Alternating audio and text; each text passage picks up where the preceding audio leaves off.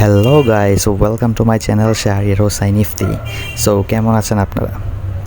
So নতুন একটি জায়গায় ফুড ট্রাই করার জন্য চলে গিয়েছিলাম, ঢাকার মধ্যে স্ট্রিট ফুড হ্যাভেন নামে পরিচিত আগারগাঁওয়ের তালতলা। সো আগারগাঁয়ের তালতলা, এখানে কিন্তু আপনার ফুডের পাশাপাশি পাঞ্চিং ব্যাগও পেয়ে যাবেন, তার সাথে পেয়ে যাবেন হলো এখানে চড়ক গাছ, তার সাথে নৌকাও আছে যেখানে আপনারা দোল খেতে পারবেন।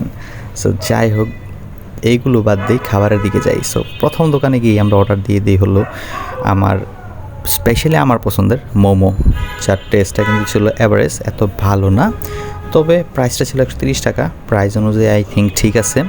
তবে মোমোটা ছিল কিন্তু বারবিকিউ চিকেন মোমো, এর মধ্যে কিন্তু সিসি একটু বেশিই দিয়ে দিয়েছিল। আই থিঙ্ক সিসি দাম মনে হয় কমে গেছিলো। যাই হোক, তবে জালটা পরিমাণ তুলনায় একটু বেশি ছিল। আমার ফেস দেখে হয়তো বোঝা যাচ্ছে না, বাট আমাদের খাওয়ার পরে কিন্তু আমাদের দুই বন্ধুর অবস্থা খুবই খারাপ হয়ে গেছিলো। আই মিন, নাকে মুখে পানি এসে পড়েছিল একদম। তবে যাই হোক, আমরা পানি খেয়ে কিন্তু সেই জালটা কমিয়ে ফেলেছি। তারপর নেক্সট হলো আমাদের বারবিকিউ, মাছের বারবিকিউ আমরা খেয়েছি, বাট সেটা ভিডিও করতে আমার ভুলে গেছে, বন্ধুকে দিছিলাম। যাই হোক, স্কিপ করেন। তারপর আরেকটি শপে চলে যাই, যেখানে গিয়ে আমরা খাই হলো ফ্রেঞ্চ ফ্রাইয়ের প্রাইস ছিল 50 টাকা, যার টেস্টটা ছিল একদম অ্যাভারেজ, তবে মেয়োনিজটা কিন্তু আমাদের কাছে বেস্ট লাগছে। যাই হোক, দেন চলে যায় আরেকটি শপে গিয়ে অর্ডার দিয়ে দিই আমার আর আমার ফ্রেন্ডের দুইজনেরই পছন্দের একটা জিনিস, সেটি হলো মিটবক্সের প্রাইস ছিল 120 টাকা, এবং তার সাথে কিন্তু আমরা অর্ডার দিই আরেকটা জিনিস, সেটা হলো পাস্তার প্রাইস ছিল কিন্তু 50 টাকা।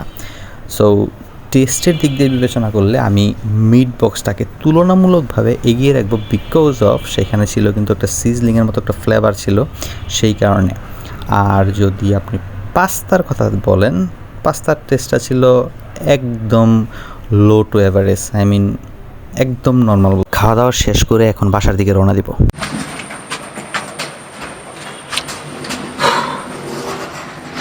যেই পরিমাণ খাবার খাইছি, যেই পরিমাণ চিজ ঢুকছে আজকে পেটে, আমার মনে হয় লাস্ট 6 মাস হয়তো চিজ ঢুকে নাই আমার পেটে। সো এখন বাসায় চলে আসছি, বাই বাই।